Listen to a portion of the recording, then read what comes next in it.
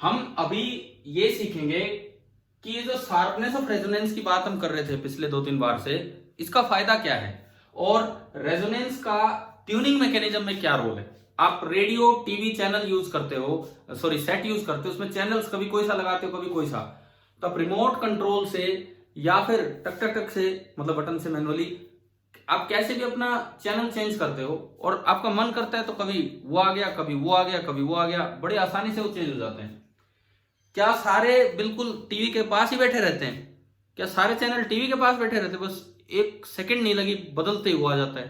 तो बिल्कुल ऐसा ही होता है। होता क्या है, अब देखिए इसमें, ये कोई भी आपका रेडियो सेट या टीवी सेट है, ऐसे ही इसके अंदर एक आरएलसी सर्किट है, लेकिन उसका सी जो है that is variable. C is variable, this is L, this is R. तो जो इसकी ओमेगा नेचुरल होगी, दिस विल बी 1/√ऑफ एल सी। ओमेगा नेचुरल जो होगी दिस विल बी 1/√ऑफ एल सी। आप अगर इसको खुद ही कनेक्ट कर दे तो नेचुरल ऑसिलेशन होंगे, लेकिन इसको चलाने के लिए बाहर से ड्राइविंग फ्रीक्वेंसीज आती हैं। एग्जैक्ट सर्किट पे हम नहीं जा रहे, क्या है उतना टेक्निकल पॉइंट पे हम नहीं जा रहे हैं अभी। हम रेजोनेंस का यूज सीख रहे हैं कि किस तरह से होता है। एग्जैक्टली जब सीखेंगे कभी कभी क्या कि आप तो कम्युनिकेशन भी हटा दिया आपके सिलेबस से, नहीं तो थोड़ा बहुत हम सीखते हैं उसमें। तो बाहर से क्या होगा, कई ड्राइविंग चैनल्स आ रहे हैं जो ड्राइविंग एक्सटर्नल फ्रीक्वेंसीज का काम करते हैं। एक ओमेगा 1, एक ओमेगा 2, एक ओमेगा 3, ये सारे ड्राइविंग सोर्सेज हैं। ये सारे के सारे ड्राइविंग सोर्सेज हैं। अब देखो, मान लो ये चैनल नंबर 1 है, चैनल नंबर 2 है और चैनल नंबर 3 है। ये 3 तरह के चैनल आपके घर के आसपास हैं या वहां पे आए हुए हैं। आपको कौन सा रिसीव करना है वो डिसाइड करेगा। आप सी की वैल्यू इस तरह फिट कर दो कि एक बार ओमेगा एन ओमेगा 1 से मैच कर जाए, क्योंकि चैनल के साथ फ्रीक्वेंसी बोलते हैं इतनी मेगाहर्ट्ज, जितनी मेगाहर्ट्ज, खासकर एफएम सेट पे। तो इस सी की वैल्यू सेट कीजिए कि कभी ओमेगा 1 से मैच कर गई। If omega natural becomes equal to omega 1, तो इसका मतलब आपको चैनल नंबर 1 दिख जाएगा। क्यों? क्योंकि उसका रेजोनेंस हो गया, इसने रेजोनेंस कर दिया सर्किट का, तो उसके कोरस्पॉन्डिंग जो करंट है उसका एम्पलीट्यूड मैक्सिमम हो जाएगा और बाकी दब जाएंगे, बाकी कम हो जाएंगे, तो बाकी हम सुन नहीं पाएंगे। तो ये होता है application of resonance to tuning mechanism. पहले बताओ क्या समझ में आया कि नहीं आया, ट्यूनिंग कैसे होती है? ठीक है। अब आपने कभी कभार देखा हो ट्यूनिंग में डिस्टरबेंस भी होती है। कभी देखा है कि जैसे एफएम सेट सुन रहे हो, एक चैनल का गाना चल रहा है, थोड़ा थोड़ा दूसरे चैनल का भी आने लग रहा है, उसमें होता है क्या ऐसा कुछ? कभी कभार डिस्टरबेंस हो जाती है दो एडजेसेंट चैनल्स में, एक का गाना आ रहा है, एक पे कुछ चल रहा है, एक पे कुछ चल रहा है और मिक्सअप होके आने लग रहा है, होता है ना कभी कभार ऐसा। तो उसके लिए हम पढ़ते हैं बैंडविड्थ। क्या है वो सुनिए आप, कि अब एक शार्पनेस का क्या फायदा है, शार्प सर्किट और फ्लैट सर्किट का क्या फायदा है। मैंने एक लिया लेस शार्प सर्किट,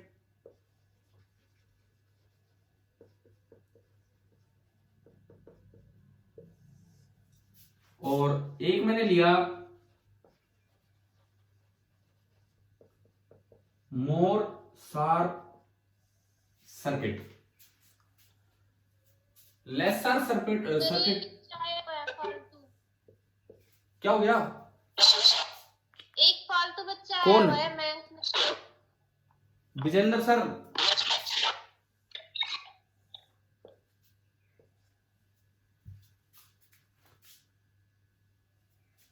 अब वो सुनेंगे तो ही तो, या तो एक बच्चा यार उनको कॉल करके बोल दे विजेंद्र सर को, कोई भी आप में से कुछ।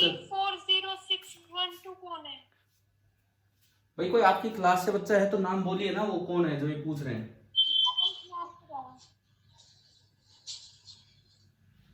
अगर आपको लगता है कि कोई भी बच्चा एक्स्ट्रा है हुआ है तो यार आप लोग खुद, मेरे पास कोई फोन फ्री नहीं है अभी, आप विजेंद्र सर को कॉल करके बोल देना कि उनको रिमूव कर दें।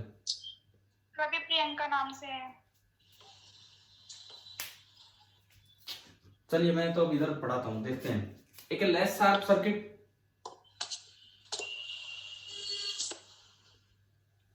और एक मोर शार्प सर्किट। यार ये हो गया।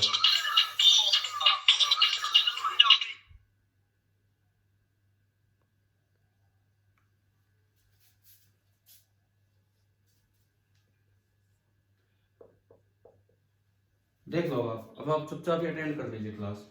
ये ओमेगा है, ये आई एम है, ये ओमेगा है, ये आई एम है, ये ओमेगा ड्राइविंग है, ये ओमेगा ड्राइविंग है, और ये आई एम है। अब जो मैक्सिमम वैल्यू है, पीक वैल्यू, पहली बात, लेस शार्प सर्किट के दो नुकसान और मोर शार्प सर्किट के दो फायदे, वो मैं आपको बता रहा हूं। सबसे पहली बात, यहां पे पीक वैल्यू कम है और यहां पे करंट की पीक वैल्यू ज्यादा है, तो रेजोनेंस के वक्त, जब ट्यूनिंग मैकेनिज्म में रेजोनेंस होगा, रेजोनेंस के वक्त मोर शार्प सर्किट में करंट अच्छा है, करंट अच्छा है तो पावर अच्छी सप्लाई हो रही होगी, क्योंकि पावर होती है I M square R by two. यहां जो पावर होगी average power, that is I M square R by two. लेकिन आई एम कम है, आई एम कम है, तो इसलिए यहां पावर कम सप्लाई हो रही है और यहां पावर ज्यादा सप्लाई हो रही है। तो एक फायदा तो यह है कि more power is supplied to the circuit at resonance. पहला फायदा, more power is supplied to the circuit at resonance. More sharp circuit का एक फायदा यह है कि more power is supplied to the circuit at resonance. दूसरी बात, इसका दूसरा फायदा क्या होगा, वो है ये जो साइड वाले चैनल्स हैं, इनकी डिस्टरबेंस कम होगी। कैसे, सुनिए। इसका 0.7 टाइम्स देखोगे तो ये यहां तक आ जाएगा, तो यानी कि लेस शार्प सर्किट्स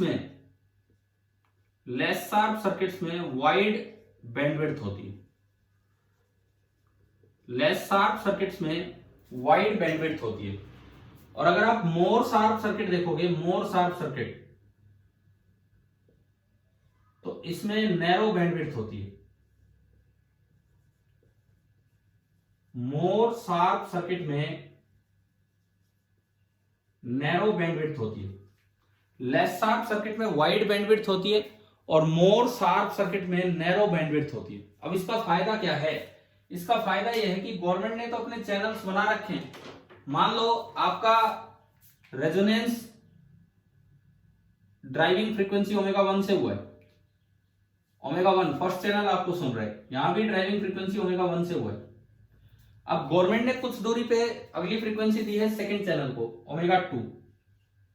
आपकी बैंडविड्थ से वो बाहर है, आपकी सर्किट की बैंडविड्थ से अगर ओमेगा 2 बाहर है, ये ड्राइविंग फ्रीक्वेंसीज हैं जो बाहर से जो चैनल्स आ रहे हैं उनकी फ्रीक्वेंसी।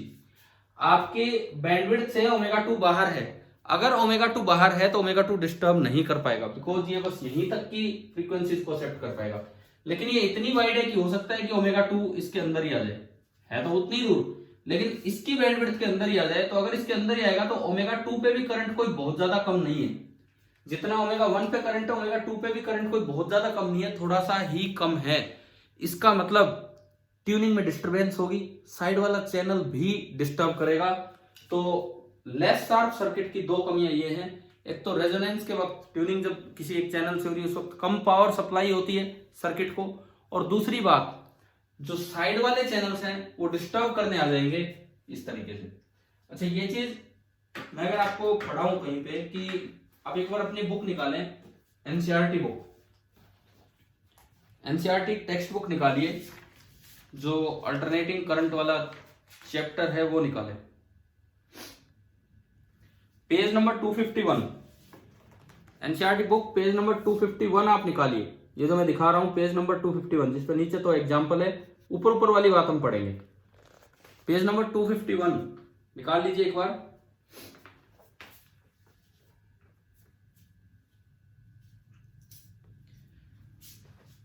हाँ जी, निकाल लिया होगा शायद। देखो पेज नंबर 251 पे ये लाइन लिखी ऊपर, we see from figure 7.15 that, छोड़ो उसको, if the resonance is less sharp, इन दोनों का कंपैरिजन है।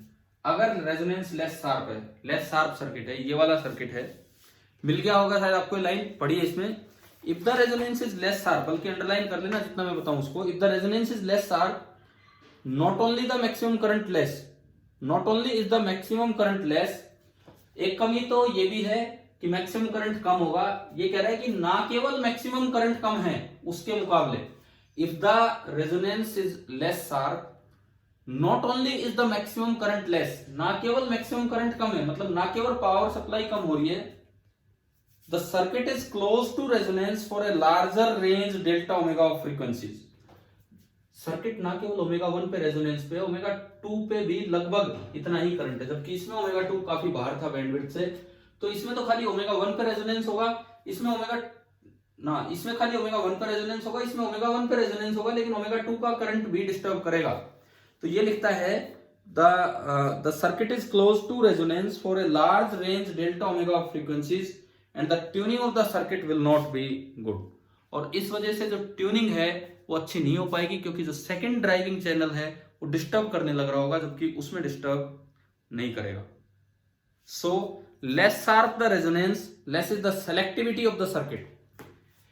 लेस शार्प अगर होगा तो वो सेलेक्टिव नहीं होगा, वो किसी एक चैनल को सेलेक्ट नहीं कर पाएगा, वो 2-3 चैनल्स को एंट्री दे रहा होगा। We see that if quality factor is large, यानी कि R इज लो या L इज लार्ज या C इज लो, तो सर्किट मोर सेलेक्टिव होता है। तो मुझे लगता है कि शायद आपको ये शार्पनेस ऑफ रेजोनेंस वाला पार्ट अभी समझ में आ गया होगा कि किस तरह से हमने शार्पनेस पढ़ा है, कैसे वो चीजें देखी थी। अच्छा, इसके बाद देखो ये एडवांटेज, ये लिख लेना अपनी कॉपी में, इस तरह से लिख लेना, 2 disadvantages of less sharp circuit, या आप इस तरह से लिख लेना कि 2 डिसएडवांटेजेस ऑफ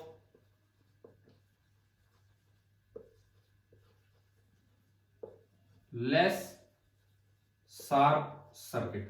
पहला डिसएडवांटेज, रेजोनेंस के वक्त करंट कम होता है, तो इससे पावर कम सप्लाई हो रही है सर्किट को। दूसरा, ट्यूनिंग अच्छी नहीं हो पाती, क्योंकि रेजोनेंस के करीब ही कुछ और ड्राइविंग फ्रीक्वेंसीज आ जाती हैं जो अच्छा खासा करंट प्रोवाइड करती है, जबकि उसमें वो नहीं कर पाएंगे। सो ट्यूनिंग में एक फर्क पड़ जाता है। तो ये आपका हुआ फोर्स्ड आरएलसी रेजोनेंस, जिसमें पहले हमने विदाउट रेजोनेंस पढ़ा, एक्सएल ग्रेटर देन एक्सी, फिर एक्सी ग्रेटर देन एक्सएल, और फिर हम रेजोनेंस वाले टॉपिक पे आए। अब देखो ये इस चैप्टर का सबसे मेन, सबसे बड़ा टॉपिक ही आरएलसी है, और पैरेलल वाले सर्किट नहीं आते हैं आपके नीट में कभी भी, सीरीज वाले सर्किट ही आते हैं। एसी सर्किट सीरीज वाले ही आएंगे, फिर भी मैं आपको बताऊंगा थोड़ा सा एंड में पैरेलल वाला। लेकिन अब यहां पे एक और सवाल बनता है, can we have resonance in RL circuit और आरसी सर्किट? इस सवाल का जवाब दीजिए आप। Can we have resonance in RL circuit और आरसी सर्किट? क्या खाली आरएल या खाली आरसी सर्किट में रेजोनेंस हो सकता है क्या? फिर से एक बार बुक में आओ और पेज नंबर मैं बताता हूं, 249। आप बुक में आइए, पेज नंबर 249, और ये ऊपर कुछ इटैलिक में लिखा होगा, अलग से आप देखेंगे। Second paragraph, page number 249, NCERT text book, page number 249, second paragraph.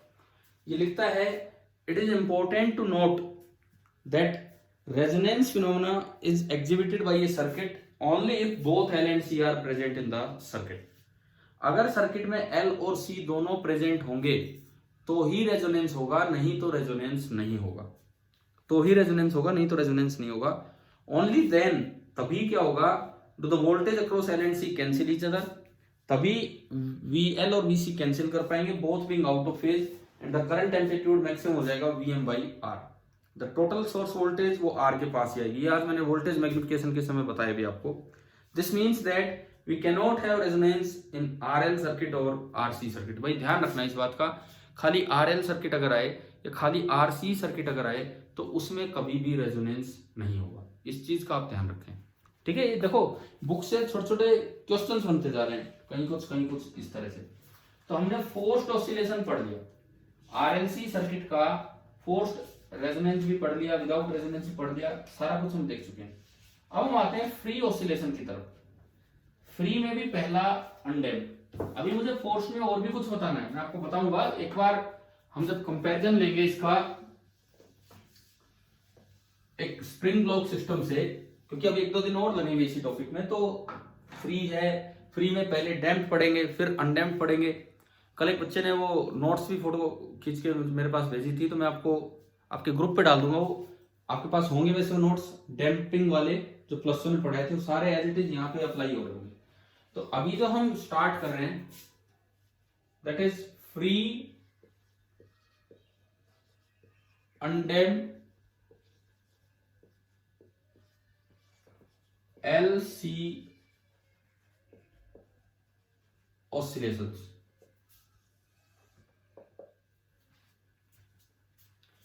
Free undamped LC oscillations, यहां से हम स्टार्ट करते हैं। आपकी बुक में ये पार्ट मैं एक बार बता दूं आपको कि कहां पे है, फिर बाद में पढ़ेंगे। यहां से 255 पेज नंबर 255 पे है LC ऑसिलेशन। आज मैं एक शुरुआत कर रहा हूं, ये टॉपिक अभी पूरा नहीं हो पाएगा आज की क्लास में, लेकिन आप कम से कम ये पेज नंबर 255 वाला टॉपिक खुद पढ़ के देखेंगे, नहीं तो मैं करवाऊं तब पढ़ लेना। तो चलिए, फ्री अनडैम्प्ड LC ऑसिलेशंस ये हम स्टार्ट करते हैं। सबसे पहले लेते हैं इसका क्वालिटेटिव आइडिया।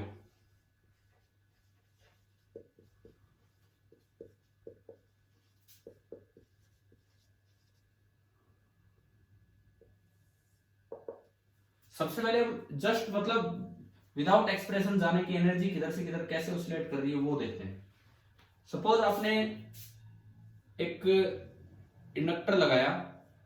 कैसा इंडक्टर? Ideal inductor. आपने एक इंडक्टर लगाया और एक आइडियल इंडक्टर लगाया। आइडियल इंडक्टर का मतलब है कि रेजिस्टेंस टेंड्स टू जीरो, बिल्कुल रेजिस्टेंस जीरो है। यह आपने इंडक्टर लगा दिया। आपने एक स्विच लिया और इसके साथ एक कैपेसिटर लिया, ये L और ये C। सर्किट में कोई रेजिस्टेंस नहीं है अभी, ये हम मान के चल रहे हैं। और कैपेसिटर को चार्ज करने के लिए एक बैटरी लगा दी।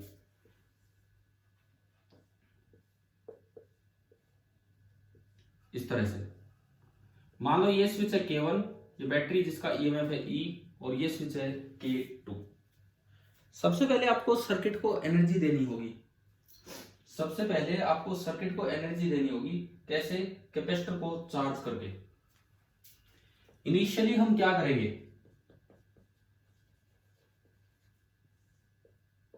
कि जो K1 है उसको क्लोज किया, कि K2 को आपने ओपन किया।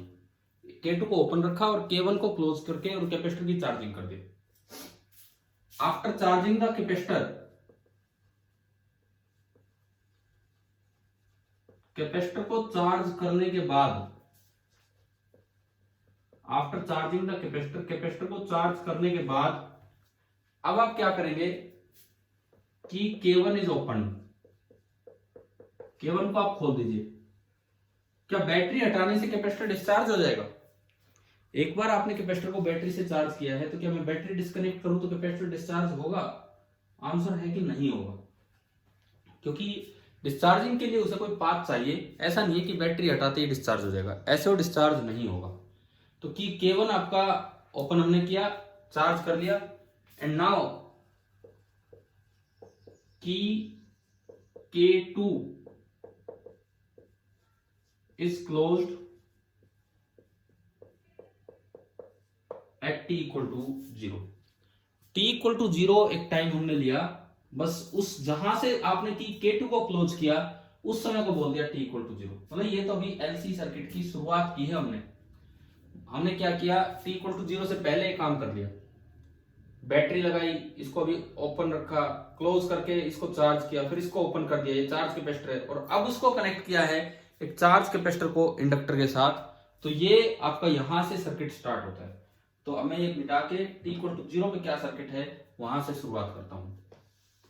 तो जब t इक्वल टू 0 है उस पे आपका क्या सर्किट है वहां से मैं शुरुआत करता हूं। देखते हैं,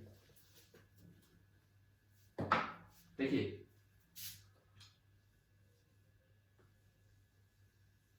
ये एक इंडक्टर है और ये मेरे पास एक चार्ज कैपेसिटर है। अब ये फुल्ली चार्ज है, सपोज इस पे चार्ज है Q एंड इस पे -Q, तो एक अच्छा खासा इलेक्ट्रिक फील्ड है पॉजिटिव से नेगेटिव की तरफ। लेकिन inductor opposite sudden change in current, ये हमने पढ़ा है इंडक्टर की ये प्रॉपर्टी होती है कि वो एकदम से करंट नहीं आने देता है। तो यानी कि at T equal to zero current तो जीरो होगा, और जो चार्ज ऑन द प्लेट है दैट विल बी मैक्सिमम, क्योंकि इस वक्त ये फुल्ली चार्ज है।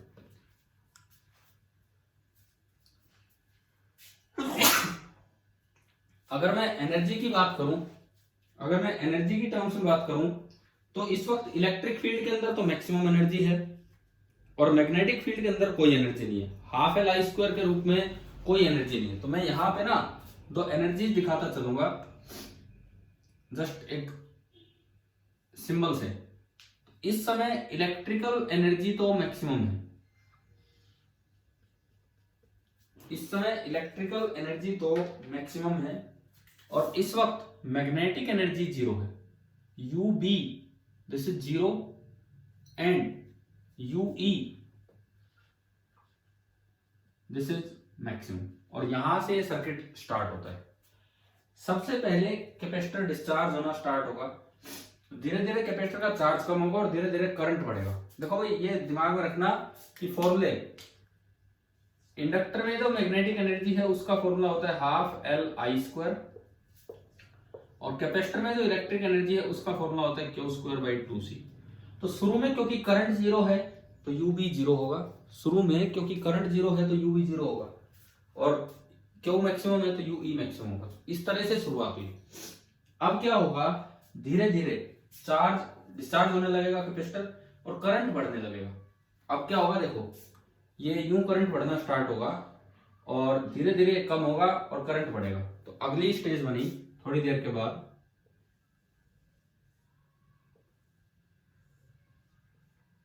कैपेसिटर पे चार्ज कुछ कम हो गया, यहां Q हो गया एंड यहां -Q हो गया,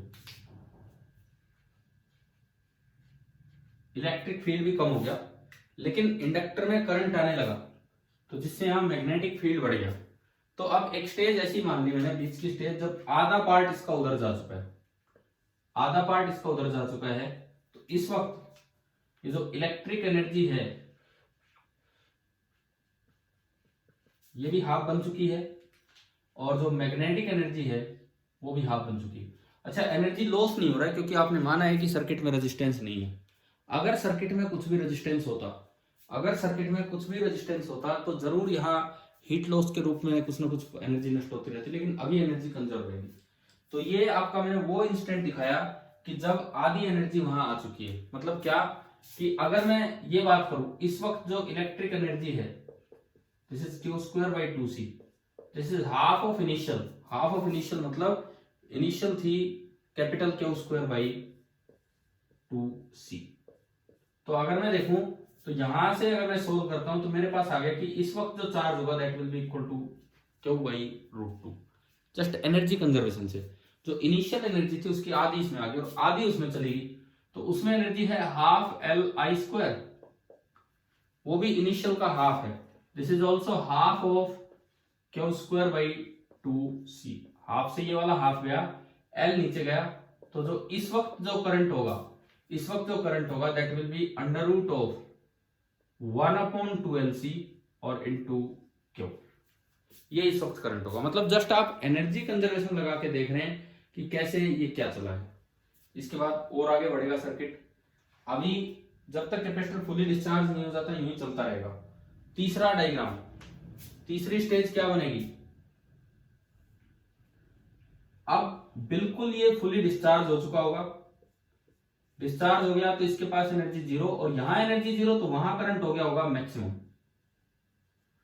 यहां एनर्जी जीरो तो वहां करंट हो गया होगा मैक्सिमम, यानी कि इस वक्त इंडक्टर के पास तो सारी की सारी एनर्जी है, सारी की सारी एनर्जी इंडक्टर देके बैठा है, और कैपेसिटर के पास इलेक्ट्रिक फील्ड के रूप में जो एनर्जी है वो जीरो होगी। आप आई मैक्स भी निकाल सकते हो एनर्जी कंजर्वेशन से। कैसे, इंडक्टर के पास इस वक्त जो एनर्जी है that is half L I maximum का square, this is equal to capacitor के पास जो शुरू में एनर्जी थी that is Q square upon 2c, 2 से 2 गया, आई मैक्स स्क्वायर आ गया 1/LC इंटू क्यू स्क्वायर। तो इस वक्त जो आई मैक्स आया, that is 1/√LC into Q. देखो छोटे छोटे सवाल है जो इनके साथ साथ होते जा रहे हैं, एनर्जी कंजर्वेशन की मदद से ये सारे के सारे सवाल सोल्व होते जा रहे हैं। अभी सुनो, अभी कुछ भी नहीं हुआ है, अभी तो चल ही रहा है काम। पहले इस पे पॉजिटिव क्यू था, इस पे नेगेटिव क्यू, धीरे धीरे कम हुआ। इस वक्त करंट जीरो हो गया, तो कैपेसिटर के पास वोल्टेज जीरो, क्योंकि वोल्टेज होती है KYC। अब कैपेसिटर और इंडक्टर एक दूसरे के साथ पैरेलल में लगे हैं, मतलब पैरेलल बोलो कुछ बोलो, ये पॉइंट ए है तो ये भी ए है, ये बी है तो ये भी बी। तो जो वोल्टेज कैपेसिटर के पास है वही इंडक्टर के पास होनी चाहिए। कैपेसिटर के पास चार्ज नहीं है तो कैपेसिटर के पास वोल्टेज जीरो है, तो इसका मतलब इंडक्टर के पास भी इस समय वोल्टेज जीरो हो जानी चाहिए, और इंडक्टर का फॉर्मूला हमने पढ़ा है LdI/dt। इंडक्टर का जो फॉर्मूला हम पढ़ के चलते हैं दैट इज LdI/dt। और आप अगर यहां से देखें I मैक्सिमम है और मैक्सिमम पे डिफरेंशिएशन जीरो होता है, तो इसलिए LdI/dt भी जीरो है। मतलब इस वक्त यहां भी पोटेंशियल डिफरेंस जीरो है और यहां भी पोटेंशियल डिफरेंस जीरो है, लेकिन सारी एनर्जी इंडक्टर लेके बैठा है। अब देखो पोटेंशियल डिफरेंस सर्किट में खत्म हो गया तो क्या करंट बचेगा? पोटेंशियल डिफरेंस खत्म हो गया तो क्या करंट बचेगा? आंसर है बिल्कुल बचेगा, बिकॉज इंडक्टर का काम ही ये है कि वो एकदम से करंट को चेंज नहीं होने देता है। इंडक्टर का काम ही होता है कि सडनली चेंज नहीं होगा due to inertia of electricity. Inductor का काम ही है इनर्शिया ऑफ इलेक्ट्रिसिटी। अभी ये करंट मेंटेन रहेगा, और अगर ये करंट मेंटेन रहेगा तो दूसरी वाली साइड आपकी पॉजिटिव चार्ज होने लग जाएगी। जो अगला डायग्राम बनेगा वो ये बनेगा, करंट थोड़ा थोड़ा डिक्रीज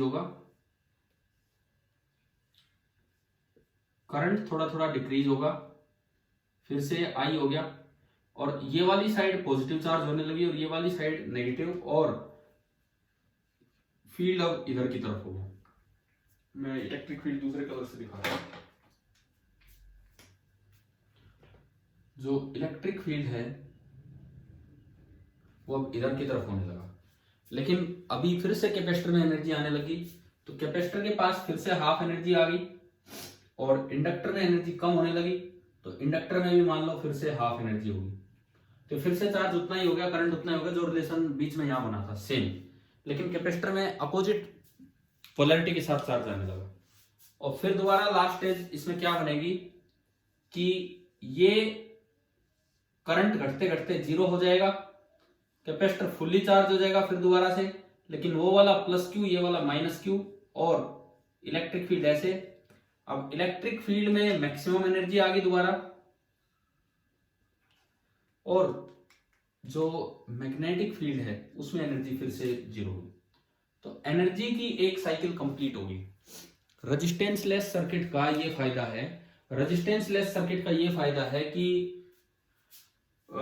कोई एनर्जी का लॉस नहीं हुआ। आप किसी भी वक्त एनर्जी कंजर्वेशन लगा के कोई भी क्वेश्चन सोल्व कर सकते हो।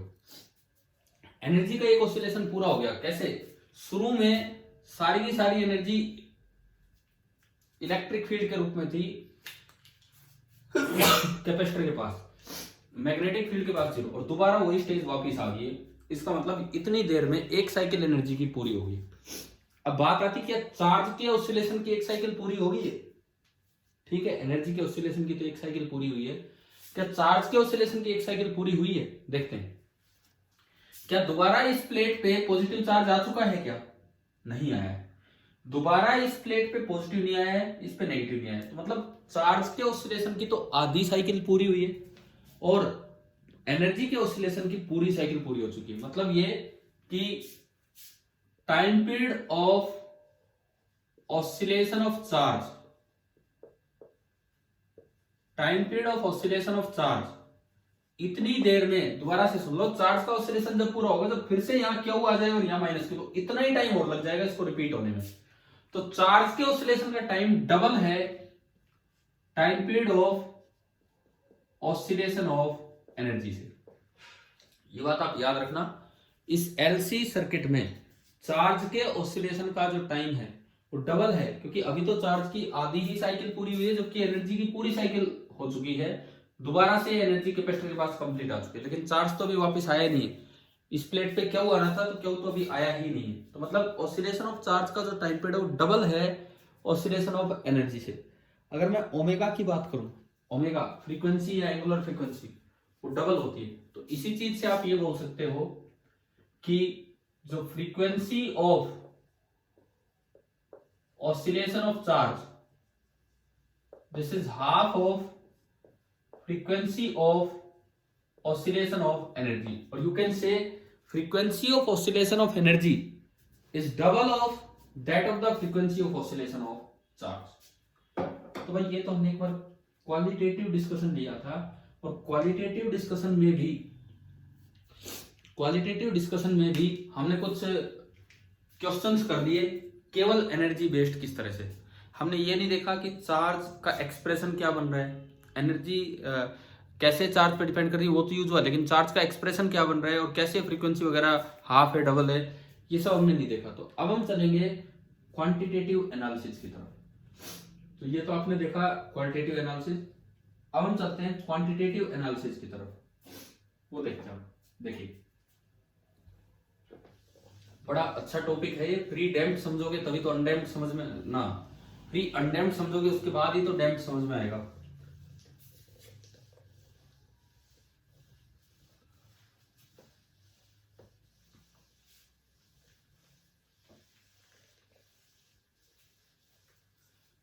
अब हम क्या लेके चल रहे हैं, क्वांटिटेटिव डिस्कशन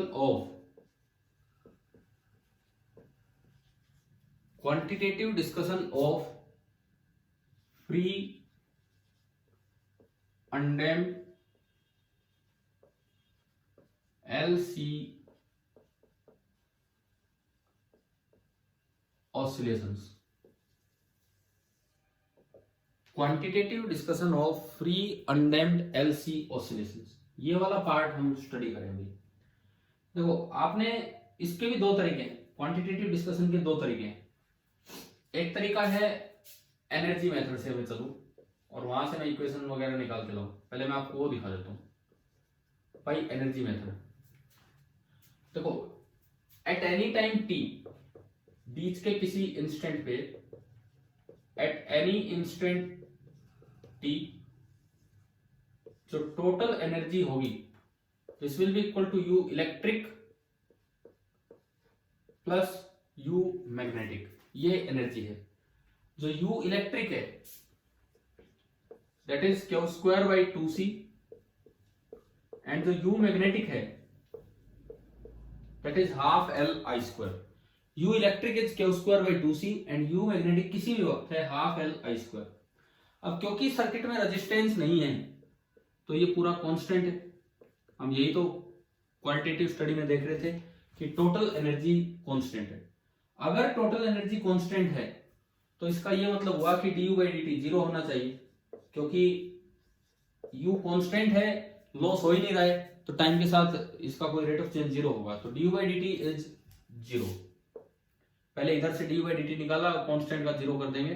एक बार ये लिखते हैं, क्यू स्क्वायर बाई 2c का 1 बाई 2c तो कांस्टेंट है, बाहर आया 2q into D Q by D T, plus L by 2 बाहर आया 2i into D I by D T, और कांस्टेंट का डिफरेंशिएशन होता है जीरो। 2 से 2 गया, यहां भी 2 से 2 गया। इस तरह से D Q by D T को आप आई लिख सकते हैं। तो ये इक्वेशन देखो क्या बनी, Q into I by C, D Q by D T को आपने आई लिख दिया, plus L D I by D T, इसको मैं लिख सकता हूं D by D T of I की जगह D Q by D T.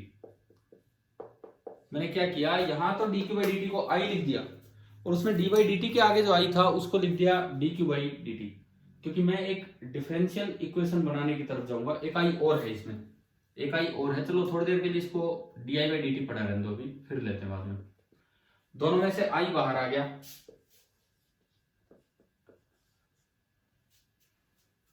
I by सी आप बाहर ले लो, आई बाई ना एल इंटू आई बाहर ले लीजिए। दोनों में से एल इंटू आई बाहर लिया, पहले में एल है नहीं तो आप क्या करेंगे, एल से ऊपर नीचे मल्टीप्लाई कर देंगे। तो एल इंटू आई बाहर गया तो फर्स्ट टर्म बची Q by L C, plus L into I बाहर गया तो सेकेंड टर्म बची D I by D T and this is equal to zero. अब एल तो जीरो है नहीं और आई हर वक्त जीरो हो नहीं सकता, जबकि प्रोडक्ट मुझे हर समय जीरो चाहिए। आई तो कभी जीरो कभी नॉन जीरो कुछ भी हो तो ऑसिलेट करेगा, तो एल इंटू आई तो जीरो हो ही नहीं सकता। इसका मतलब D I by D T plus 1/LC into Q is equal to zero. D I by D T plus 1/LC into Q is equal to zero. Put I equal to D Q by D T, put I equal to D Q by D T. जब आप I को D Q by D T रखेंगे तो D square Q by D T square हो जाएगा। तो आपने ये इसमें रखा, so D square Q by D T square plus 1/LC into Q is equal to zero. अब ये एक डिफरेंशियल इक्वेशन आ गई, कभी +1 में हमने पढ़ा था। मैं आपको अगली क्लास में काम रिपीट कराऊंगा जब डैम्प्ड वाले पे भी चलेंगे। देखो यहां वेरिएबल है क्यू, तो ये जनरल इक्वेशन इस तरह की आई, D square X by D T square plus omega square X is equal to zero. ये एक स्टैंडर्ड अनडैम्प्ड फ्री ऑसिलेशंस की इक्वेशन होती है। अब मैं आपको थोड़ा सा याद दिलाता हूं, सुनिए। अगर एक्स वाली सारी टर्म इधर करने के बाद उधर इक्वल टू जीरो बचे, इक्वल टू जीरो बचे तो वो होते थे फ्री ऑसिलेशंस। और इक्वल टू कोई फोर्स की टर्म बच जाए जो टाइम के साथ चेंज हो रहा हो, F note sine omega T या कुछ इस तरह का, तो वो होते हैं फोर्स्ड ऑसिलेशन। अगर इक्वल टू जीरो बचे तो फ्री ऑसिलेशन और इक्वल टू कुछ और बचे तो फोर्स्ड ऑसिलेशन। मैं आपको फोर्स्ड आरएलसी ऑसिलेशन पढ़ा चुका, मैंने केवल फेजर सॉल्यूशन आपको करवाया है, एनालिटिकल सॉल्यूशन नहीं करवाया, क्योंकि इसके बाद करेंगे वो। अब दोबारा से एक बार फोर्स्ड ऑसिलेशन आएगा और अब इस तरह आएगा कि जैसे डैम्प्ड ना, पहले अनडैम्प्ड फ्री, फिर डैम्प्ड फ्री और फिर फोर्स्ड। उसमें इक्वेशंस समझ में आएंगी कि कहां कैसी इक्वेशन है। अब सुनो आप, एक्स वेरिएबल है, यहां पे एक्स है क्यू, यहां जो वेरिएबल है एक्स उसकी वैल्यू है क्यू। तो अब एक चीज समझे, D square X by D T square X variable है, second order term, plus first order term होती है डैम्पिंग टर्म। अगर यहाँ b into D X by D T या कोई भी constant into D X by D T आता है तो वो डैम्पिंग टर्म होती है, मतलब कि ये डैम्प्ड ऑसिलेशन है। और अगर वो D X by D T वाली टर्म नहीं है तो ये अनडैम्प्ड ऑसिलेशन है। इक्वल टू जीरो आ जाए तो ये फ्री ऑसिलेशन है, और इक्वल टू कोई गवर्निंग टर्म आ जाए जो टाइम के साथ पीरियोडिक टर्म आ जाए तो ये फोर्स्ड ऑसिलेशन होते हैं। तो आप समझो इन चीजों को। अगर D square X by D T square plus something into X equal to zero, इस फॉर्म की इक्वेशन है, लीनियर डिफरेंशियल टर्म नहीं है D Q by D T और इक्वल टू जीरो है। इक्वल टू जीरो मतलब फ्री और D X by D T गायब मतलब अनडैम्प्ड। इक्वल टू जीरो मतलब फ्री और D X by D T present मतलब डैम्प्ड। और अगर इक्वल टू जीरो ना हो, वो कोई एक टाइम वेरिंग पीरियोडिक फोर्स आ जाए या कोई भी टर्म आ जाए, तो these are the forced oscillation. तो भाई इस तरह से हमें स्टडी करना है। ये जो यहां होता है एक्स के साथ, ये रिप्रेजेंट करता है इसकी नेचुरल फ्रीक्वेंसी ऑफ ऑसिलेशन के स्क्वायर को, ये रिप्रेजेंट करता है इसकी नेचुरल फ्रीक्वेंसी ऑफ ऑसिलेशन के स्क्वायर को। और अगर इधर कोई पीरियोडिक टर्म होती तो उसकी फ्रीक्वेंसी होती ड्राइविंग फ्रीक्वेंसी, और फिर सर्किट अपनी नेचुरल फ्रीक्वेंसी से नहीं, फिर उधर से ड्राइविंग फ्रीक्वेंसी से ऑसिलेट करता। तो इसीलिए मैं कहता हूं अगला लेक्चर बहुत इंपॉर्टेंट है। अगला लेक्चर जो कल होगा बहुत इंपॉर्टेंट है, बिकॉज उसमें एक बार फिर से कंपैरिजन चलेगा डैम्प्ड, अनडैम्प्ड, फ्री, फोर्स्ड, इन सब चीजों का। और एनालिटिकल वाला काम भी होना है जो पीछे हम छोड़ के आए हैं, जो हमने सीधा फेजर से किया है। क्योंकि पीछे जब हम आरएलसी पढ़ के आए तो उसमें ना हमने उस सीरीज को आगे बढ़ाया, पहले pure R, pure L, pure C, फिर आर एल, आर सी, फिर आर एल सी, हम उस तरह देखते हैं। अब दूसरे नजरिए से देख रहे हैं कि फ्री और फोर्स्ड वाले नजरिए से कि ये क्या बनेगा क्या नहीं बनेगा।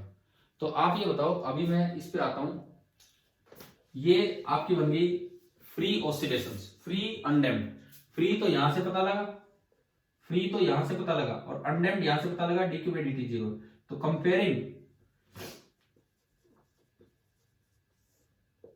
स्टैंडर्ड टर्म से आपने कंपेयर किया तो जो ओमेगा स्क्वायर है इसका कोएफिशिएंट 1 बनाने के बाद, इसका कोएफिशिएंट 1 है, और कुछ होता तो उससे डिवाइड करते पूरी इक्वेशन को। इसका कोएफिशिएंट 1 बनाने के बाद इससे कंपेयर किया तो जो ओमेगा स्क्वायर है 1/LC, यानी कि इस सर्किट की जो natural angular frequency of oscillation है दैट इज 1/√LC, 1/√LC। और ये क्यू में इक्वेशन है, तो ये चार्ज के ऑसिलेशन की एंगुलर फ्रीक्वेंसी है। हमने अभी थोड़ी देर पहले बताया था एनर्जी का ऑसिलेशन उससे जल्दी जल्दी हो रहा है, चार्ज का ऑसिलेशन डबल टाइम लेके हो रहा है, एनर्जी का ऑसिलेशन जल्दी जल्दी हो रहा है। चार्ज के ऑसिलेशन का टाइम डबल है तो चार्ज के ऑसिलेशन की फ्रीक्वेंसी आधी है, तो एनर्जी के ऑसिलेशन की जो फ्रीक्वेंसी होगी वो इससे डबल होगी। एक तरीका तो आपका ये है, एक तरीका तो ये है कि quantitative discussion of free undamped LC oscillation by energy method. शायद आपको ये चीजें समझ में आ गई होंगी। दूसरा तरीका है कि आप केवीएल लगा के भी यहां तक पहुंच सकते हो। कैसे, अब उस पर मैं चलता हूं। ये तो आपका पहला मेथड हुआ बाय एनर्जी मेथड। अब हम दूसरे मेथड पे चलते हैं बाय केवीएल। केवीएल मेथड क्या है वो हम देखते हैं।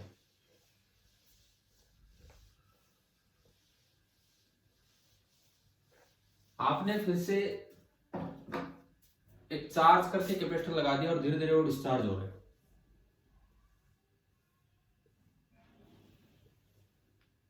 मान लो कैपेसिटर डिस्चार्ज होने लग रहा है, यहां चार्ज क्यू है और यहां माइनस क्यू है। ये कैपेसिटर डिस्चार्ज होने लग रहा है, करंट ऐसे जा रहा है। अब एक चीज का ध्यान रखना, अगर ये डिस्चार्ज हो रहा है तो यहां मुझे लिखना चाहिए, क्योंकि हम जानते हैं कि क्यू टाइम के साथ कम हो रहा है तो T plus D T, Q plus D Q charge होगा और डी क्यू कम होगा, मतलब क्यू प्लस डी क्यू कम होगा तो डी क्यू नेगेटिव है। और करंट की डायरेक्शन दिखा दी, डायरेक्शन अगर ढंग से दिखाते हैं तो ये पॉजिटिव लेके चलना होगा, तो minus D Q by D T. अगर आप क्यू इधर लिखते हो, माइनस क्यू इधर लिखते हो और डायरेक्शन ऐसे दिखाते हो करंट की, तो आई लिखना चाहिए D Q by D T. और डायरेक्शन ऐसे दिखाते हो तो आई लिखना चाहिए minus D Q by D T, क्योंकि ये डायरेक्शन कहती है कि चार्ज कम हो रहा है। टी टाइम पे चार्ज क्यू है तो T plus D T time पे चार्ज होगा क्यू प्लस डी क्यू, लेकिन डी क्यू नेगेटिव होगा। तो करंट प्रॉपर डायरेक्शन के साथ दिखाए तो नेगेटिव तो हो नहीं सकता, तो उसको पॉजिटिव बनाने के लिए बाहर लगा दिया एक और माइनस साइन। और अगर इस तरह से करंट है तो ये प्लस ये minus L into D I by D T. अगर कोई बच्चा यूं माने, कोई सोचे कि भाई ये तो चार्जिंग डिस्चार्जिंग चलता रहना है, तो कोई दिक्कत ही नहीं है ना। आप यूं मानेंगे तो आई लिखा जाएगा D Q by D T, यूं मानेंगे तो आई लिखा जाएगा minus D Q by D T. फर्क क्या है? फर्क ये है कि अगर यूं मानते हैं तो उसमें करंट उधर से आएगा, तो वहां लिखा जाएगा plus minus L D I by D T. ठीक है, ये मत सोचना कि ये क्या कर दिया, आप दोनों केस बना सकते हो। ये मैंने डिस्चार्जिंग के समय बनाया, चार्जिंग के समय बनाओ तो इधर प्लस इधर माइनस, और ये फिर आई हो जाएगा D Q by D T. लेकिन केवीएल इक्वेशन सेम बनेगी। मान लो मैं इसके अकॉर्डिंग केवीएल इक्वेशन लगाऊं, इसके अकॉर्डिंग केवीएल इक्वेशन, तो यहां देखते हो ये क्यू ये माइनस क्यू, तो पोटेंशियल डिफरेंस होगा प्लस माइनस क्यू बाई सी। और ऊपर ये रहा, आपने केवीएल इक्वेशन लगाई, पहली एंट्री माइनस से तो प्लस का क्यू बाई सी, दूसरी एंट्री प्लस से तो माइनस का L D I by D T, और इक्वल टू कर देना है zero. Q by C minus L into D I by D T, और ये बराबर आपका हो जाना है जीरो के। अब फिर उसी तरह की हम इक्वेशन बनाएंगे। कैसे? देखिए, put I is equal to minus D Q by D T, आपकी डायरेक्शन के अकॉर्डिंग। तो आपने ये रखा तो इक्वेशन बनी Q by C, minus minus plus हो जाएगा, और D square Q by D T square और इक्वल टू जीरो।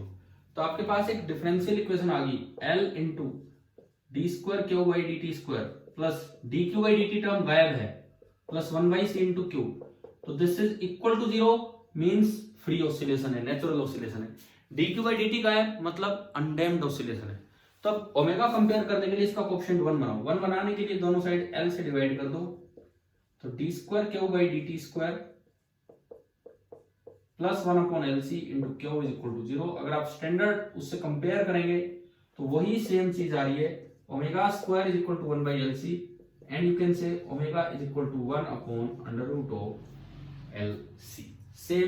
सेम वो की वो बात यहां पे बनी। ठीक है भाई, आ गया समझ में? अच्छा, दूसरी बात, अगर कोई सोचे मैं तो चार्जिंग के समय इक्वेशन लगाऊंगा, तो मान लो चार्जिंग हो रही है, क्योंकि दोनों काम चलेंगे। चार्जिंग होगी तो वाई लिखा जाएगा D Q by D T, क्योंकि करंट बढ़ रहा होगा, सॉरी चार्ज बढ़ रहा होगा, और ये इधर से आएगा तो ये प्लस और ये माइनस, ये आपका बना। अब जो है करंट इधर से आएगा, ये चार्जिंग हो रही है और ये क्यू बढ़ता जा रहा है, तो ये देखो plus minus Q by C plus minus C. आपने फिर से घूम के केवीएल लगाया, इस बार मैं यूं घूम रहा हूं, पहली एंट्री माइनस से तो प्लस क्यू बाई सी, और दूसरी एंट्री प्लस माइनस से तो again plus L D I by D T. अब इस बार आपको आई रखना होगा D Q by D T, तो आप देख सकते हैं सेम इक्वेशन बनेगी। आप चाहे चार्जिंग के दौरान बनाए, आप चाहे इक्वेशन चार्जिंग के दौरान बनाए, चाहे इक्वेशन डिस्चार्जिंग के दौरान बनाए, ये इक्वेशन बिल्कुल सेम बन रही। तो मैंने आपको एलसी ऑसिलेशन का जो फ्री ऑसिलेशन है उसका पूरा एनालिसिस बता दिया है, पहले एनर्जी वाइज क्वालिटेटिवली और फिर एक्सप्रेशन वाइज चार्ज के एक्सप्रेशन से क्वांटिटेटिवली।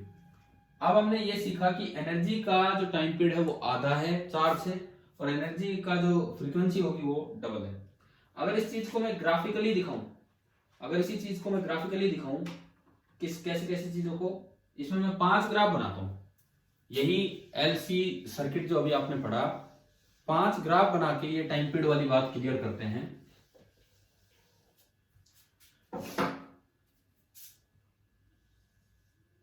पहला ग्राफ हम बनाएंगे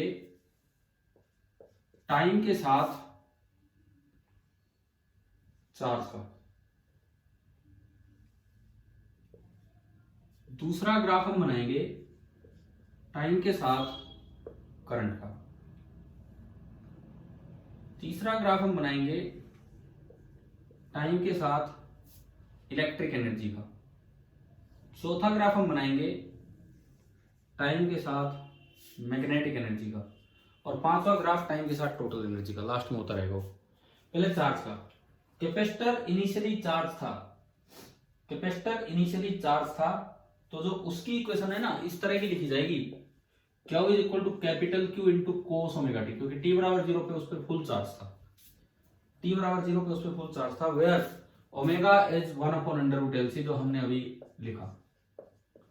तो जो कैपेसिटर का जो ग्राफ बनेगा, चार्ज वाला जो ग्राफ बनेगा वो कुछ इस तरह का आएगा, पॉजिटिव मैक्सिमम से स्टार्ट होगा, यूं आया और यूं गया, और ये कंप्लीट टाइम पीरियड t है, वेयर t इज इसके अकॉर्डिंग 2 पाई बाई ओमेगा, इसके अकॉर्डिंग ये 1/4, ये आधा, ये 3/4 और ये पूरा। अब मैं आता हूं करंट पे।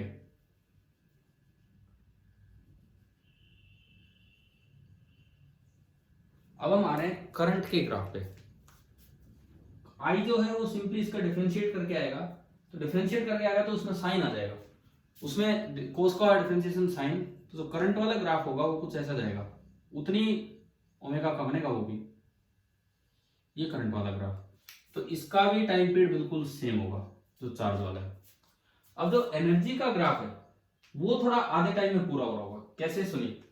जब कैपेसिटर फुली चार्ज था तो एनर्जी कैपेसिटर में मैक्सिमम थी, कैपेसिटर डिस्चार्ज हुआ, एनर्जी 0 हुई, कैपेसिटर फिर से फुल्ली चार्ज हुआ अपोजिट पोलैरिटी के साथ, तो एनर्जी फिर से मैक्सिमम। तो एनर्जी की तो एक साइकिल यही पूरी होगी, ये टाइम पीरियड ऑफ एनर्जी है। उसके बाद फिर यूं, तो यहां तक आते आते 2 टाइम हो गए एनर्जी के, यानी कि 2 time period of energy that is equal to 2 pi by omega, double है, ये मतलब है इसका। मैग्नेटिक एनर्जी में क्या होगा, वो करंट पे डिपेंड करेगी। जब करंट 0 तो magnetic energy 0, current maximum energy maximum, current 0 current maximum energy फिर से मैक्सिमम, करंट 0 क्योंकि स्क्वायर होना है का। तो ये इतना ही टाइम रिपीट हो रहा है, तो this is the time period of energy, और वो सेम चीज वहां पे वैलिड है। जो टाइम पीरियड आपका चार्ज और करंट का बन रहा है, एनर्जी का जो टाइम पीरियड है वो उससे आधा बन रहा है। यूं कहे एनर्जी की जो फ्रीक्वेंसी है वो उससे डबल बन रही है। अब अगर इन सबसे हटके आपसे पूछा जाता कि विद टाइम टोटल एनर्जी बताओ, तो क्योंकि सर्किट में रेजिस्टेंस नहीं है तो टोटल एनर्जी कांस्टेंट ही रहेगी, और ये आपका ये वाला ग्राफ आता है। तो अब मुझे लगता है कि शायद आपको एलसी अनडैम्प्ड ऑसिलेशंस का क्वालिटेटिव और क्वांटिटेटिव दोनों के दोनों एनालिसिस विद ग्राफ समझ में आ गए होंगे कि किस तरह से हमने बनाया है। Yes sir. अब कैसे बोलने लगे? सर अनम्यूट कर रखा था। तो इतनी देर से बोल ही नहीं रहे थे या अभी किया अनम्यूट? सर पहले से क्या सर ने आपको अनम्यूट किया हुआ था इतने टाइम से? बहुत देर हो चुकी। तो पता नहीं यार, तब से तो कोई बच्चा नहीं बोल रहा। चलो ठीक है, अब सुनो। अब मुझे अब एक बात बताओ, चलो अच्छा है अगर लास्ट के 5-7 मिनट में बात हो रही है, तो क्या ये टॉपिक पूरा समझ में आया कि नहीं आया? Free undamped LC oscillation. Yes sir. ठीक है, अब सुनिए। पहली बात, कुछ रिजल्ट्स हैं जो हमें सीधे याद रख ही लेने हैं। टाइम पीरियड वाले रिजल्ट, ग्राफ वाले रिजल्ट, ये सारी बातें, इन पे क्वेश्चंस डायरेक्ट आएंगे। एनर्जी से ही मैंने कैसे कैसे सवाल बनते हो बीच में सिखाया क्वालिटेटिव एनालिसिस में। क्वांटिटेटिव में मैंने दो मेथड आपको सिखा दिए। पहला एनर्जी कांस्टेंट मान के उसका डिफरेंशिएशन, और दूसरा एक बार चार्जिंग और एक बार डिस्चार्जिंग, और आपने देखा होगा दोनों में केवीएल की इक्वेशन सेम बनती है ना भाई। ठीक है, अब इसमें एक कंपैरिजन वाली बात आएगी कि analogy between mechanical and electrical quantities. तो आप बुक में यहां पे आओ, पेज नंबर 257, पेज नंबर 257 निकालिए बुक में। एक टेबल दिख रही है, टेबल 7.1। Yes sir. जो +1 में स्प्रिंग ब्लॉक सिस्टम होता है फ्रिक्शनलेस सरफेस पे, उससे इसको कंपेयर किया है। कई बार ये डायरेक्ट सवाल आते हैं कि कौन सी चीज किसका इक्विवेलेंट है। अच्छा, उस पे तो मैं कल आऊंगा। इससे नीचे एक बड़ा इंपॉर्टेंट काम है, note that the about discussion of LC oscillation is not realistic for 2 reason. ये जो एलसी ऑसिलेशन, देखो आज इस तरह की 3-4 बातें हम किताब से पढ़ चुके हैं। पहली बात हमने पढ़ा, पहली बात कि लेस शार्प सर्किट के 2 डिसएडवांटेज क्या हैं, या मोर शार्प सर्किट के 2 एडवांटेज क्या हैं। वो बुक से पढ़ा था कि not only the maximum current in small, बल्कि और भी डिस्टर्बेंस आ जाती है। पढ़ लिया वो वाला पॉइंट आगे ना। फिर उसके बाद पहला पॉइंट तो वो क्लियर किया। एक और भी चीज ऐसी पढ़ी थी हमने, हाँ, कि आरएल सर्किट या आरसी सर्किट में रेजोनेंस हो सकता है कि नहीं, वो भी उन्होंने एक पॉइंट बना के दे रखा था। सीधे सीधे क्वेश्चन बनते हैं तो हमने पढ़ा वो नहीं हो सकता। तीसरा पॉइंट आता है कि undamped LC oscillations are unrealistic, वो पॉसिबल ही नहीं है। तो उसके 2 कारण है, 2 कारण। पहली बात, प्योर इंडक्टर जैसी कोई चीज होती नहीं। प्योर इंडक्टर जैसी कोई चीज नहीं होती है। इंडक्टर है तो वायर का बना होगा, वायर की कुछ तो रेजिस्टेंस होगी, और रेजिस्टेंस होगी तो I2R लॉस होगा, हीट लॉस होगा, तो जिससे एनर्जी धीरे धीरे कम हो जाएगी, और वो हमेशा कैसे ऑसिलेशंस होंगे, डैम्प्ड। यानी कि free LC oscillations can never be damped, can never be undamped. दूसरी बात, चार्ज बार बार वायर में ऑसिलेट कर रहा है तो एक्सेलरेट कर रहा है। कभी चार्ज की स्पीड बढ़ रही है, कभी चार्ज रेस्ट पे आ जाता है कैपेसिटर पे जाके, फिर इंडक्टर में जाता है, फिर मैक्सिमम करंट हो जाता है, स्पीड बढ़ जाती है, यानी कि चार्ज इज एक्सेलरेटिंग। और हमने कभी जब चार्ज और मास में डिफरेंस पढ़े थे स्टार्टिंग में, तो ये पढ़ा था कि अगर चार्ज एक्सेलरेट करे तो वो अपनी एनर्जी बाहर निकालता रहता है in the form of EM waves. पढ़ा था कभी? Yes sir. है ना। तो यहाँ 2 तरह से एनर्जी लॉस होता रहता है। एक तो रेजिस्टेंस की वजह से हीट लॉस, क्योंकि इंडक्टर कभी भी बिना रेजिस्टेंस के होगा नहीं, और दूसरा जो चार्ज एक्सेलरेट करेगा उसकी वजह से ईएम वेव, इलेक्ट्रोमैग्नेटिक वेव की फॉर्म में एनर्जी लॉस। तो ये पढ़ो एक बार, 2 लाइनें मैं बताता हूं कि 2 रीजन इन्होंने दिए हैं कि एलसी ऑसिलेशंस अनरियलिस्टिक क्यों है। पहला, every inductor has some resistance, हर इंडक्टर का कुछ ना कुछ रेजिस्टेंस होगा। The effect of this resistance is to introduce a damping effect on the charge and current and oscillations finally die away. जब कल हम जब पढ़ रहे होंगे डैम्प्ड ऑसिलेशंस, तो आज जो डिफरेंशियल इक्वेशन बनाई वो बनी d2q/dt² प्लस सीधा आ गया क्यू वाली टर्म। कल उसमें एक और टर्म बनेगी dq/dt, और वो बताएगा कि डैम्पिंग है, और डैम्पिंग है तो एनर्जी लगातार कम होती चलेगी। दूसरा reason, even if the resistance were 0, चलो मान भी लेते हैं कि रेजिस्टेंस 0 है, the total energy of the system would not remain constant, तो भी एनर्जी कांस्टेंट नहीं रह पाती। क्यों? क्योंकि ये रेडिएट हो जाती है in the form of electromagnetic waves, जो मैंने आपको अभी थोड़ी देर पहले बताया। इसका कंपैरिजन कर लेंगे स्प्रिंग ब्लॉक सिस्टम से, और अपने +1 के डैम्पिंग वाले नोट्स एक बार रिवाइज करना। कल एक बड़ी अच्छी क्लास है इस पे, तो वो आप ढंग से अटेंड करना। ठीक है भाई, थैंक यू। Okay sir.